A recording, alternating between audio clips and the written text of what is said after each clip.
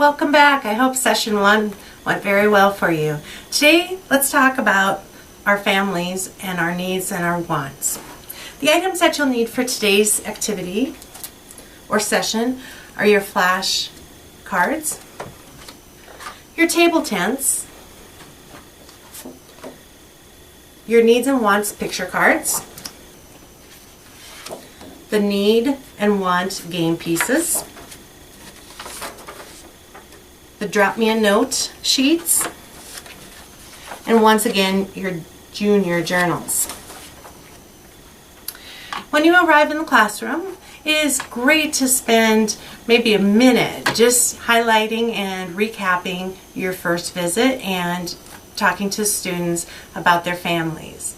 But we're going to want to move right into today's session, which deals with needs and wants. It's great to start off explaining to the students once again that there are certain things that we need in life and certain things that we want in life. Explain to the students what a need and a want is. Needs and wants are things that we have the opportunity to choose.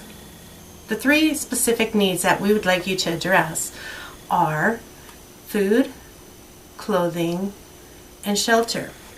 It's a great idea to maybe bring along with you today some objects that the students could start to get the idea of what we're trying to accomplish. Water, definitely a need for health. Maybe a coat for when it gets cold outside, for protection. On the flip side, there's the things that we want. Maybe it's a game, or maybe it's some little treat. Again, bringing a few objects along with you to class will help the students identify what a need and a want is, if they're not exactly sure. For today's activity, we are going to be focusing on some picture boards and asking the students whether or not they believe that is a need or a want.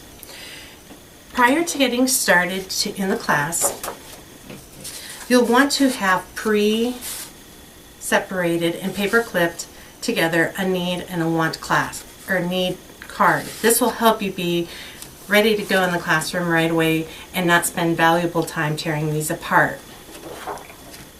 You're going to tell the students that you are going to raise 11 pictures and ask them whether or not it is a need or a want. Keep in mind that in this activity there are actually 12 cards. The diploma, put that card aside. We were going to use that at the end of today's session. So as you begin, you'll tell the students that you're going to raise the picture and they have to determine whether or not it is a need or a want. On the count of 3, you'll ask the students then to raise the need or want card. They get to choose what they think it is. So raising the picture of the basketball and soccer ball, it would go something like this. 3, 2, 1. Raise your card, and the students can decide which card to raise. Now it is very important to keep in mind that students may have a rationale of why they chose a need or a want, particularly when it comes to the puppy. Keep in mind that a student may believe that a puppy or a dog is a need, especially if it is a service dog and providing service to a visually impaired person. After completing the 11 cards and the need and want activity, you're next going to move to the cards that are noted drop me a note sheet. You'll want to have torn these apart so each student gets one of these little cards, and the object of this activity is for the students to write someone in their family a little note saying that they would like to have a need or a want because of this reason, and then they are offering to do a chore or a job in exchange to get that need or want. The challenge may be that some students may want to put down an item that could take them a long time to raise, like an iPad.